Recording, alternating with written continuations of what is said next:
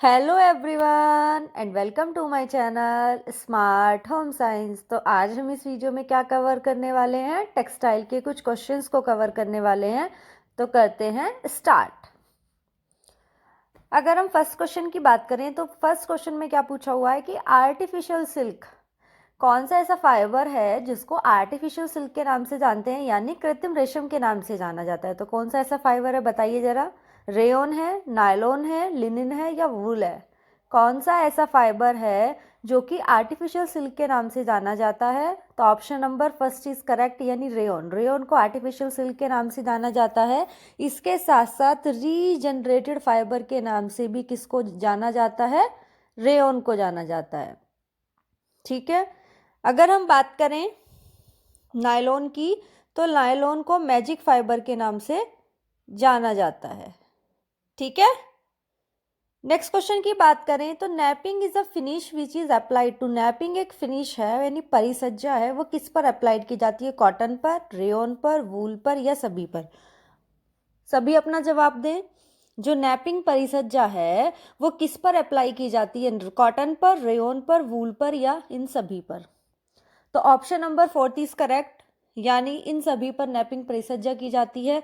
जितने भी spun rayon हो गया, मतलब जो छोटे मतलब हो गए, फिलामेंट फाइबर की बात नहीं करें हम, स्पन की बात करें। कॉटन भी स्पन फाइबर में आता है, वूल भी, रेयन भी। ठीक है, जो स्पन रेयन होते हैं, तो जितने भी स्पन फाइबर हैं उन सभी पे नैपिंग परिसज्जा की जाती है। और नैपिंग का मतलब क्या होता है कि एक मैकेनिकल फिनिश है। नैपिंग कैसी फिनिश है? एक मैकेनिकल फिनिश है। और इस पे क्या, इस मतलब होता क्या है कि रोएदार बनावट के लिए हम इस परिसज्जा का यूज करते हैं, जैसे कि कहते हैं ना कि वेलवेटी टाइप सरफेस क्रिएट करने के लिए। क्लियर है। नेक्स्ट क्वेश्चन की बात करें।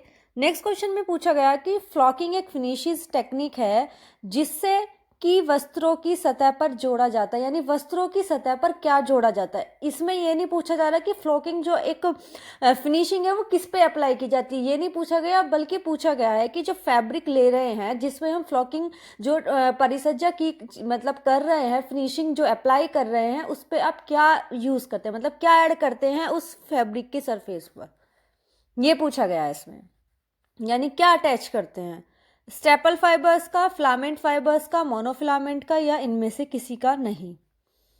जल्दी बताइए अपना जवाब क्या है आपका। तो option number first is correct, यानी जो फ्लॉकिंग है इसमें आप क्या करते हैं कि छोटे छोटे रेशो को डिपॉजिट करने का प्रोसेस होता है। लेकिन अगर पूछा जाए कि अप्लाई किस पे होता है, तो ये अप्लाई की जाती है, फ्लॉकिंग जो परिसज्जा है मोनोफिलामेंट फाइबर्स पे जो है ये यूज की जाती है। क्लियर है। नेक्स्ट क्वेश्चन की बात करें कैलेंडरिंग। कैलेंडरिंग भी कैसी होती है? एक मैकेनिकल फिनिशेस है, यानी यांत्रिक परिसज्जा है। ये यूज क्यों जाती है, क्यों की जाती है यूज? सतह को चिकना किया जाता है, सतह पर विभिन्न प्रभाव डाले जाते हैं, वस्त्र में से रेशों को उठाया जाता है। आप बताइए कि इनमें से कौन सा है? ए और बी करेक्ट है, बी और सी करेक्ट है, ए और सी करेक्ट है या ये सभी करेक्ट हैं? तो सबसे पहले अगर हम बात करें कैलेंडरिंग की, तो कैलेंडरिंग एक मैकेनिकल फिनिश है। और इसमें क्या किया जाता है कि जिस फैब्रिक के ऊपर कैलेंडरिंग फिनिशेस की जाती है उसको रोलर्स के बीच से निकाला जाता है हाई टेम्परेचर और हाई प्रेशर पे। ठीक है। तो ये क्या करता है कि उस फैब्रिक के सरफेस को स्मूथ करने का काम भी करता है, और सरफेस इफेक्ट भी, वेरियस सरफेस इफेक्ट भी ये प्रोवाइड करता है। कौन? जो कैलेंडरिंग फिनिशेस है उसके द्वारा। तो वस्त्रों की सतह को चिकना भी किया जाता है, सतह पर विभिन्न प्रभाव भी डाले जाते हैं, जैसे कि मॉयरिंग जैसे इफेक्ट भी आप डाल सकते हैं। तो option number first is correct, यानी ए और B option is correct. Next question की बात करें, श्रिंकेज, जो सूती वस्त्र होते हैं यानी जो कॉटन का फैब्रिक होता है उसमें जो श्रिंकेज आ जाती है, यानी जो सिकुड़न है, उसको किस प्रक्रिया के द्वारा आप क्या कर सकते हैं, कम किया जा सकता है? तो फेल्टिंग, मर्सराइजेशन, सनफोराइजेशन या कैलेंडरिंग? कैलेंडरिंग तो अभी आपने पीछे पढ़ लिया है, कैलेंडरिंग का क्या मतलब है। तो कैलेंडरिंग तो वैसे ही नहीं होगा इसमें ऑप्शन। बचे 3 ऑप्शन, बताइए क्या ऑप्शन करेक्ट होगा। तो ऑप्शन नंबर फिफ्थ का जो है थर्ड ऑप्शन करेक्ट होगा, यानी सनफोराइजेशन। सनफोराइजेशन के प्रोसेस के द्वारा आप क्या कर सकते हैं, श्रिंकेज को प्रिवेंट कर सकते हैं। तो option number third is correct. Next question की बात करें। हाँ, अब नेक्स्ट क्वेश्चन में पूछा हुआ है कि जो फाइबर है उसकी प्राइमरी प्रॉपर्टीज क्या होती हैं। रेशे की प्राथमिक विशेषताएं हैं लंबाई व चौड़ाई का अनुपात, लचीलापन एवं मजबूती, कताई गुणवत्ता और आपस में सटने की क्षमता या समानता। अब आप जो करेक्ट आंसर है उसको सिलेक्ट करिए। जल्दी बताइए, सोचिए कि क्या आंसर होगा। कौन कौन सी फाइबर की प्राइमरी प्रॉपर्टीज है? प्राइमरी प्रॉपर्टीज भी होती हैं और सेकेंडरी प्रॉपर्टीज भी होती हैं। तो अगर हम बात करें प्राइमरी प्रॉपर्टीज फाइबर की, तो ये सारी ही जितनी दी हुई है, यानी high length to width ratio, flexibility, tenacity, spinning quality, cohesiveness, uniformity, ये सब जो है प्राइमरी प्रॉपर्टीज होती हैं किसकी? फाइबर की। तो ऑल ऑप्शन इज करेक्ट, यानी फोर्थ ऑप्शन जो होगा इसका करेक्ट होगा। नेक्स्ट क्वेश्चन की तरफ बढ़ते हैं। हाँ, पूछा हुआ है कि जो रेशे में लचीलेपन की विशेषता रेशे के लिए किस कारण में लाभदायक होती है, यानी जो प्रॉपर्टी होती है फ्लेक्सिबिलिटी की, वो फाइबर को किस रीजन से एडवांटेज प्रोवाइड करती है? ड्रेपेबिलिटी के गुण की वजह से, बॉडी के साथ मूव करती है, क्रीज बनाती है, या ये सभी जो है रीजन है जिनकी वजह से फ्लेक्सिबिलिटी जो है प्रॉपर्टी एडवांटेज है फाइबर की। सोचिए क्या जवाब होगा। तो सेवंथ ऑप्शन का भी, जो सेवंथ क्वेश्चन है उसका भी ऑप्शन नंबर फोर्थ जो होगा करेक्ट होगा। नेक्स्ट क्वेश्चन की बात करें तो विच of the following is not a textured yarn, पूछा गया है कि इनमें से कौन से धागे बनावटी धागे नहीं हैं? Stretch yarn, modified stretch yarn, buckle धागे, या उपरोक्त में से कोई नहीं, यानी नन ऑफ दीज। तो सबसे पहले अगर हम स्ट्रेच यार्न की बात करें तो स्ट्रेच यार्न क्या होता है कि ये आर्टिफिशियल मेथड से बनाया जाता है। और ये कैसे धागे होते हैं जो स्ट्रेच यार्न होते हैं कि अगर आप इनको फैलाते हैं तो फैल जाते हैं, और आप छोड़ते हैं ना तो वो अपनी अपनी शेप में वापस आ जाते हैं। ठीक है। और इस प्रकार के जो धागे हैं यानी स्ट्रेच यार्न जो हैं वो अपने रूप उनके, जिससे कि उनका रूप अपना आकार वो बनाए रखें, तो उनके लिए उनको एक निश्चित टेम्परेचर पर फिक्स किया जाता है। इनको थर्मोप्लास्टिक यान के नाम से भी जाना जाता है और ये टिकाऊ और मजबूत होते हैं। कौन? स्ट्रेच यान। वहीं अगर हम मॉडिफाइड स्ट्रेच यान की बात करें तो यानी मॉडिफिकेशन हो रहा है स्ट्रेच यान में, है ना। इसमें नायलॉन के जो तंतु होते हैं ना उनको यूज किया जाता है। स्ट्रेच मॉडिफाइड स्ट्रेच यान, जब हमने स्ट्रेच यान को मॉडिफाई किया तो इसमें आप क्या कर रहे हैं, नायलॉन के तंतुओं का यूज किया जाता है, और ये एब्जॉर्बेंसी के गुण से अच्छे होते हैं, टिकाऊपन मीन में अच्छा होता है और आरामदायक भी होते हैं। ठीक है। वहीं अगर हम बात करें बक्कल धागे की तो इसको लूप और कर्ल यान के नाम से भी जाना जाता है, और इसमें क्या होता है कि असमान आकार में आप क्या करते हैं, फंदे छोड़ते जाते हैं। ठीक है। तो विच of the following is not a textured यान, पूछा गया है कि इनमें से कौन सा टेक्सचर्ड यान नहीं है। तो none of these, option number fourth is correct. Next question पूछा हुआ है एजोइक और naphthol dyes are used for which of these fibre, यानी एजोइक और नेफ्थोल डाइज कौन से फाइबर पे यूज की जाएंगी? सेल्यूलोजिक फाइबर पे, वूल फाइबर पे, मेटेलिक फाइबर पे, या इनमें से किसी नहीं? सोचिए क्या आंसर होगा इसका, ऑप्शन क्वेश्चन नंबर 9 का। और अगर हम बात करें डाई चैप्टर की तो मैंने अपने चैनल पे कराया हुआ है और आप जाके वीडियो देख सकते हैं। सबसे पहले अगर हम एजोइक या फिर नेप्थोल डाई की बात करें तो जो एजोइक है और नेप्थोल डाई है इसको मैजिक डाई के नाम से भी जाना जाता है, और ये आइस डाई के नाम से भी जानी जाती हैं। और इनमें क्या होता है कि टेम्परेचर बहुत ज़्यादा लो यूज़ किया जाता है। और अगर हम बात करें ये वाटर में इनसोल्यूबल होती हैं। ठीक है। और जो ऑप्शन है वो फर्स्ट करेक्ट होगा, यानी सेल्यूलोजिक फाइबर पे यूज़ की जाती हैं। और अगर हम एजोइक डाई की बात करें तो ये बैंड डाई, क्योंकि जब इनकी डाई यूज़ की गई है और लोगों ने कपड़े वियर करे तो उनसे क्या होने लगे, स्किन से संबंधित जितनी भी प्रॉब्लम है वो सब होने लगी, तो जिसके देखते हुए इसको बैन कर दिया गया। ठीक है। तो ऑप्शन नंबर फर्स्ट करेक्ट हो गई। एडिशनल इन्फॉर्मेशन भी मैंने प्रोवाइड कर दी है। नेक्स्ट क्वेश्चन की बात करें तो orlon is a type of which fibre, orlon किस प्रकार का रेशा है? Man made fibre, protein fibre, acrylic fibre, या सेल्यूलोज फाइबर? अगर हम बात करें सेल्यूलोजिक रेशे की तो आपको पता ही होता है, लिनन है, कॉटन है, कपॉक है। प्रोटीन फाइबर की बात करें तो वही है, सिल्क है, वूल है। मैन मेड हो गया, नायलॉन है, पॉलिस्टर है। तो ऑर्लोन जो होता है वो कैसा फाइबर है? एक्रेलिक फाइबर है। तो option number third is correct. Next question की बात करें तो in a loom the process of tightening of cloth, यानी क्लॉथ को जो कसा जाता है करघे पर जब आप प्रोसेस अप्लाई करते हैं तो उसको क्या कहा जाता है? रीड कहा जाता है, बेटिंग कहा जाता है, पिकिंग कहा जाता है, या शेडिंग कहा जाता है? क्या कहा जाता है उसको? जवाब दीजिए। तो 11th का option number second is correct, उसको बेटिंग कहा जाता है। ठीक है, नेक्स्ट क्वेश्चन की तरफ बढ़ते हैं। डॉप डाइंग, ये मैंने स्टेजेस ऑफ डाइंग वाला चैप्टर भी कराया हुआ है। तो अगर हम बात करें डॉप डाइंग की, तो डॉप डाइंग किस फाइबर को डाई करने के लिए यूज की जाती है? वेजिटेटिव फाइबर को, सिंथेटिक फाइबर को, मिनरल फाइबर को, या प्रोटीन फाइबर को? जो डॉप रंगाई है वो किस प्रकार के रेशों को रंगा जाता है? यानी वेजिटेटिव फाइबर को, सिंथेटिक फाइबर को, यानी संश्लेषित रेशे, वनस्पतिक रेशे, खनिज रेशे, या प्रोटीन रेशे? किसको रंगाई की जाती है, किस रेशे की? Option number second is correct, यानी सिंथेटिक फाइबर को जो है यूज किया जाता है। ओके, नेक्स्ट क्वेश्चन की बात करें तो best substitute of wool is silk, nylon, orlon, या टेरिलिन? जल्दी जल्दी अपना जवाब दें, क्या ऑप्शन करेक्ट होगा? तो orlon, option number third is correct. Next question की तरफ चलते हैं। The long continuous man made fibre, अगर आपने देखा होगा तो जितने भी नेचुरल फाइबर हैं वो एक सिल्क को छोड़ के सभी छोटे रेशे होते हैं, है ना? लेकिन जब आप बना रहे हैं, खुद से मैनमेड फाइबर है बना रहे हैं, तो आप अपनी इच्छा से उस फाइबर की लंबाई रख सकते हैं। तो उनको क्या कहा जाएगा? स्टेपल तो कहा नहीं जाएगा, क्योंकि स्टेपल और स्पन तो बड़े रेशे नहीं होते। तो क्या ऑप्शन करेक्ट होगा? ऑप्शन नंबर सेकंड, यानी फिलामेंट यार्न उनको बोला जाता है। नेक्स्ट क्वेश्चन की बात करें। Fibres produce from 2 or more fibres that have been mixed before spinning are called, यानी जब रेशे, वह रेशे जो 2 या 2 से अधिक रेशों को कताई करने से पहले मिलाकर बनाया जाता है, उन्हें क्या कहते हैं? Blended yarn, synthetic yarn, filament yarn, या स्टेपल यार्न? तो देखो इजी से ही समझ आ रहा है, ब्लेंड करना, मिक्स करना किसी चीज को, तो मिला रहे हैं ना, तो ब्लेंडेड यार्न होगा। Option number first is correct.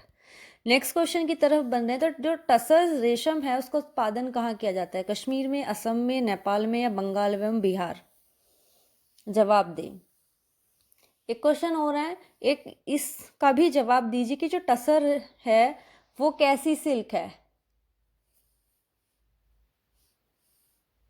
तो अगर हम बात करें, जो टसर सिल्क है वो विल्ड सिल्क होती है, और ये बंगाल और बिहार में जो है इसका उत्पादन किया जाता है। और जो सिल्क वॉर्म होते हैं वो ओक के पत्ते को खाते हैं। और ये जो सिल्क होती है ना, इसको ब्लीच नहीं किया जाता है, और ये कोर्सर होती है और थोड़ी डार्क कलर में होती है। ठीक है, नेक्स्ट क्वेश्चन की बात करें।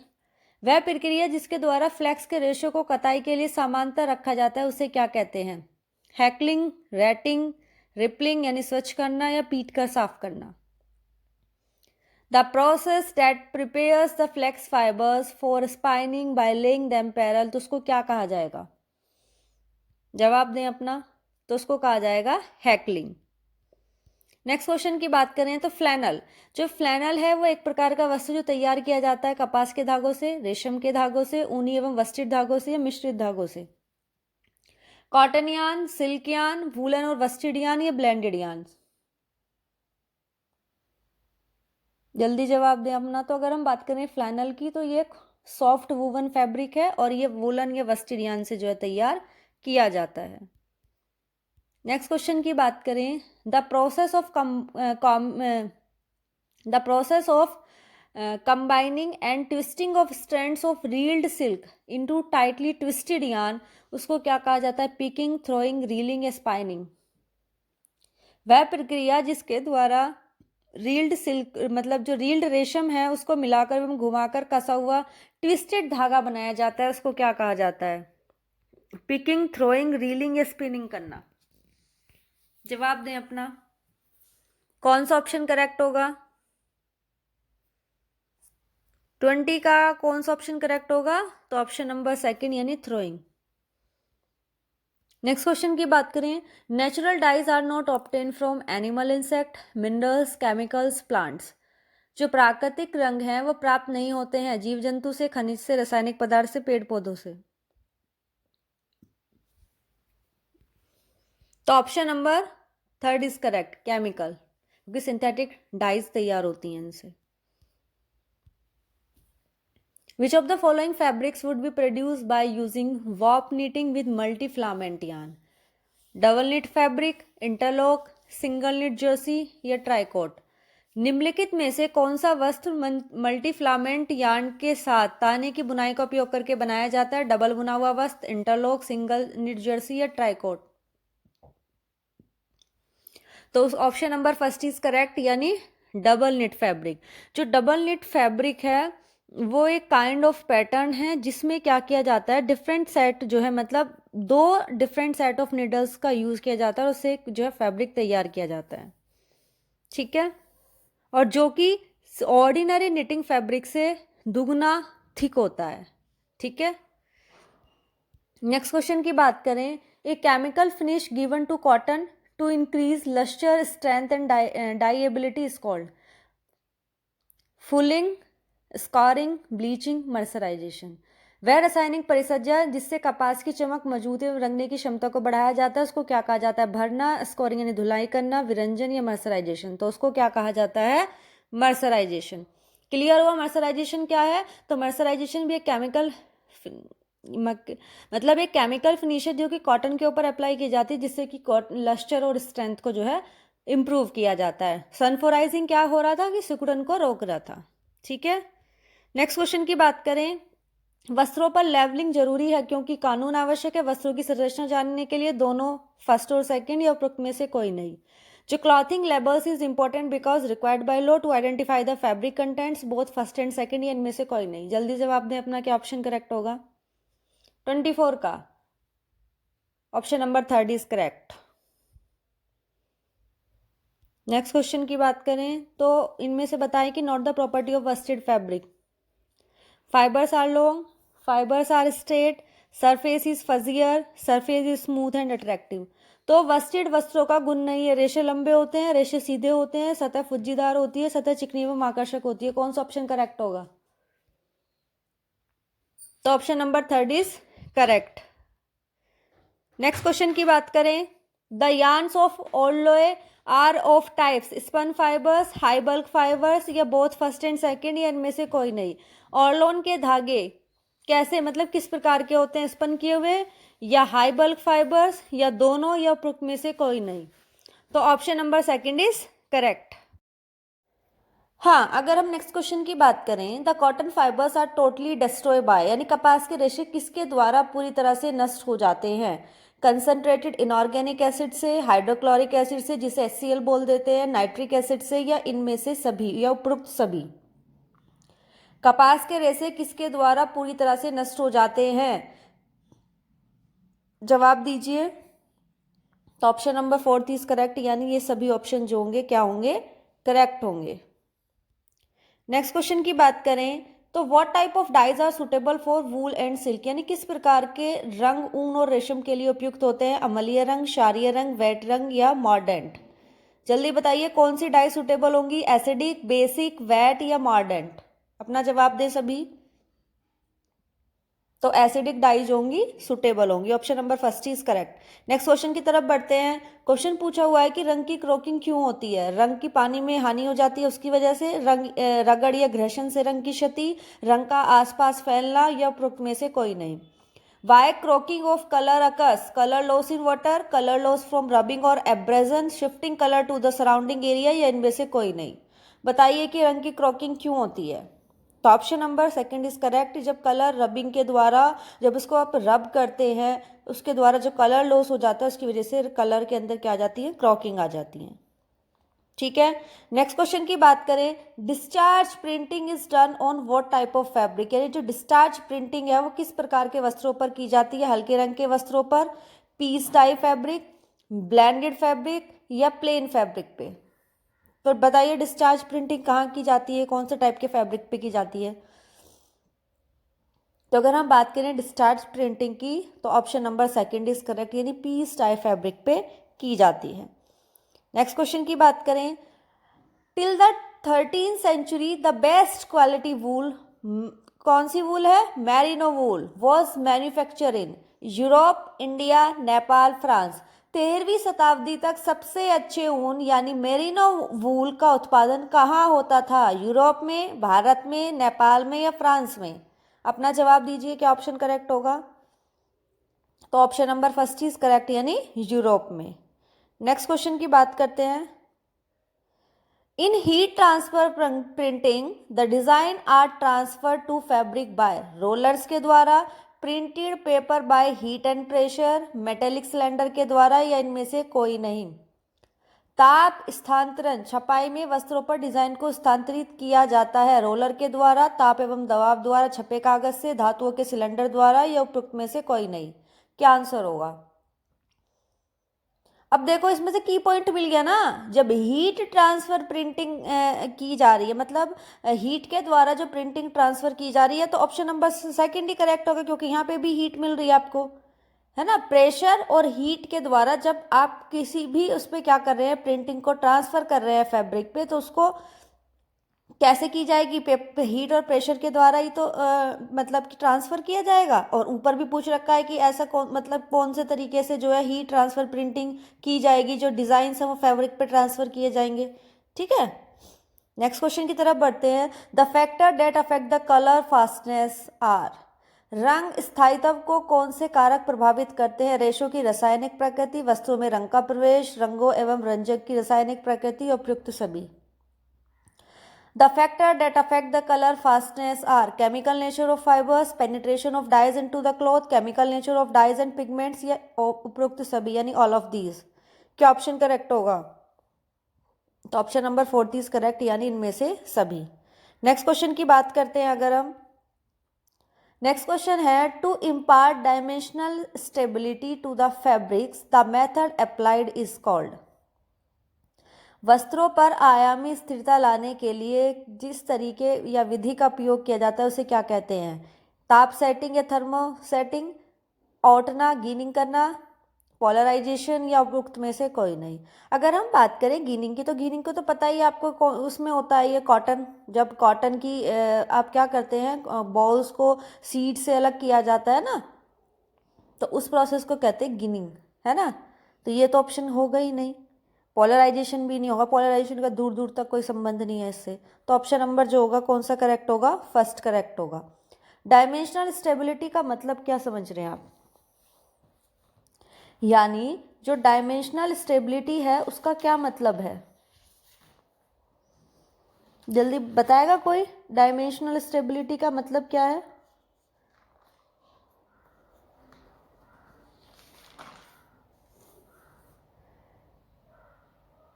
डायमेंशनल स्टेबिलिटी का मतलब होता है कि अगर हम बात करें कि जो कपड़ा है, ठीक है, यानी जो फैब्रिक है, उसमें उसकी लॉन्गिट्यूडनल डायरेक्शन में या ट्रांसवर्स डायरेक्शन में कुछ परसेंट में चेंज आ जाता है, तो उसको सही करने के लिए जो है हीट सेटिंग और थर्मो सेटिंग का यूज किया जाता है। नेक्स्ट क्वेश्चन की बात करें, the process of unwinding the filaments from the cocoon is called. ये किस, पहले तो ये बताइए कि किस उससे है ये रिलेटेड क्वेश्चन? सिल्क से है। ये पूछा गया है कि कोकून से फिलामेंट्स को निकालने की प्रक्रिया को कहा जाता है गोंद हटाना, रीलिंग करना, गीनिंग, या उपरोक्त में से कोई नहीं। The process of unwinding the filaments from the cocoon is called degumming, reeling, ginning, या इनमें से कोई नहीं। तो क्या आंसर होगा? Option number second is correct, यानी इसको बोलेंगे रीलिंग। नेक्स्ट क्वेश्चन की बात करें, which one of the following structure make wool suitable for dyeing. यानी वूल के अंदर ऐसी कौन सी स्ट्रक्चर है जिसकी वजह से वूल सुटेबल होती है डाइंग प्रोसेस के लिए? Amorphous structure, crystalline structure, hydrophobic structure, या मॉर्फोलॉजिकल स्ट्रक्चर। हिंदी में भी यही नाम है, तो इसलिए ही बोला जाता है कि ज़्यादा से ज़्यादा इंग्लिश में भी थोड़ा ध्यान दिया जाए हिंदी वाले बच्चे, क्योंकि इसमें देखो अमॉर्फस स्ट्रक्चर को हिंदी में ही लिख रखा है, अमॉर्फस का कोई हिंदी वो नहीं लिख रखा, अमॉर्फस संरचना कर दिया है। ठीक है, तो option number first is correct. Amorphous structure की वजह से वो क्या होती है, वूल जो है सुटेबल होती है डाइंग के लिए। नेक्स्ट क्वेश्चन की बात करें, जो लेबलिंग होती है फैब्रिक्स पे वो किस लिए की जाती है? डिजाइनर के आइडेंटिफिकेशन के लिए, फाइबर कंटेंट के लिए, केयर इंस्ट्रक्शन के लिए, या इनमें से सभी? ये तो बहुत सिंपल क्वेश्चन है, सभी चीज़ों के लिए जो है लेबलिंग की जाती है फैब्रिक्स के ऊपर। नेक्स्ट क्वेश्चन की बात करें, the process of producing raised fibres और designs on the surface of the fabric is called. अब डिजाइन की बात आ गई है, डिजाइन और फिगर्स बनाई जाती हैं, उस प्रोसेस को क्या कहा जाता है? उसको कहा जाता है एम्बोजिंग। नक्काशी करना जिसको हिंदी में कहा जाता है। ठीक है, नेक्स्ट क्वेश्चन की बात करें, what is the effect of mercerisation on the fibres. Fibres के ऊपर मर्सराइजेशन का क्या इफेक्ट पड़ता है। तो मर्सराइजेशन क्या करती है, लस्टर को इंक्रीज करती है, एब्जॉर्बेंसी को भी बढ़ाती है, फाइबर की स्ट्रेंथ को भी बढ़ाती है, उपरोक्त सभी। तो ऑल ऑप्शन जो होगा वो यहाँ पे करेक्ट होगा। नेक्स्ट क्वेश्चन की बात करें, हाँ, रेशे की टूटने की जो क्षमता होती है वो क्या कहलाती है। अलग करना, ऊपर लेना, थ्रोइंग या तनाव सामर्थ्य। तो क्या कहलाएगी वो, टेंसाइल स्ट्रेंथ कहलाएगी। नेक्स्ट क्वेश्चन की बात करते हैं, pilling occurs due to abrasion and. जो पीलिंग हो जाती है वो किसकी वजह से अकर होती है। एक तो आप रगड़ लगा रहे हैं इसकी वजह से, इसके साथ साथ खिंचाव की वजह से, इस्त्री से, या धुलाई का गलत तरीका अपना रहे हैं, या इनमें से कोई नहीं। जवाब दीजिए क्या ऑप्शन करेक्ट होगा। तो इनकरेक्ट, लॉन्ड्रिंग जब आप अपना रहे हैं तो उससे भी जो है पीलिंग जो होती है कोज होती है। नेक्स्ट क्वेश्चन की बात करें, स्पेंडेक्स मोस्ट पॉपुलर है। ये वैसे भी पूछा जा सकता है कि स्पेंडेक्स है, या इस तरीके से क्वेश्चन की फॉर्म में पूछा जा सकता है। तो स्पेंडेक्स हमेशा याद रखना, इलास्टोमेरिक क्या है, फाइबर होता है। ओके, नेक्स्ट क्वेश्चन की बात करें, which of the following is the strongest fibre, nylon, acrylic, flax, rayon. निम्नलिखित में से कौन सा रेशा सबसे मजबूत रेशा है, नायलॉन, एक्रेलिक, फ्लैक्स या रेयोन। सभी अपना जवाब दे, क्या ऑप्शन करेक्ट होगा। तो ऑप्शन नंबर फर्स्ट करेक्ट होगा। नायलॉन को मैजिक फाइबर के नाम से भी जाना जाता है और स्ट्रॉन्गेस्ट फाइबर के नाम से भी जाना जाता है। नेक्स्ट क्वेश्चन की बात करें, degree of polymerization for polyester ranges between 50 से 70, 90 से 105, 105 से 140, 140 से 165। क्या ऑप्शन करेक्ट होगा। ये क्वेश्चन भी मोस्ट इंपॉर्टेंट है, बार बार रिपीट हो रहा है ये हर एक एग्जाम में। तो option number third is correct. Next question की बात करें,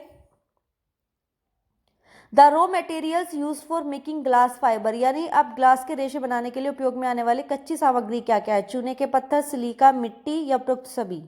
लाइमस्टोन, सिलिका, सैंड या ऑल ऑफ दीज। तो option number fourth is correct. ये सभी जो है रॉ मटेरियल्स है फॉर मेकिंग ग्लास फाइबर।